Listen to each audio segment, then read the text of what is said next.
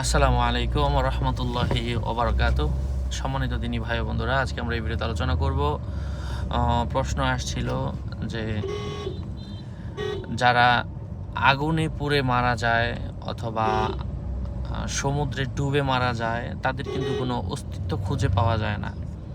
বিশেষ করে পানিতে পড়ে মারা গেলে যেটা আর লাশ যেটা পাওয়া নাই যায়, তো তাদের ক্ষেত্রে বিধান কি? হ্যাঁ, তাকে কি আল্লাহ পাক হিসাব নিকাশ করবেন না? এই বিষয়ে ইসলাম কি বলে?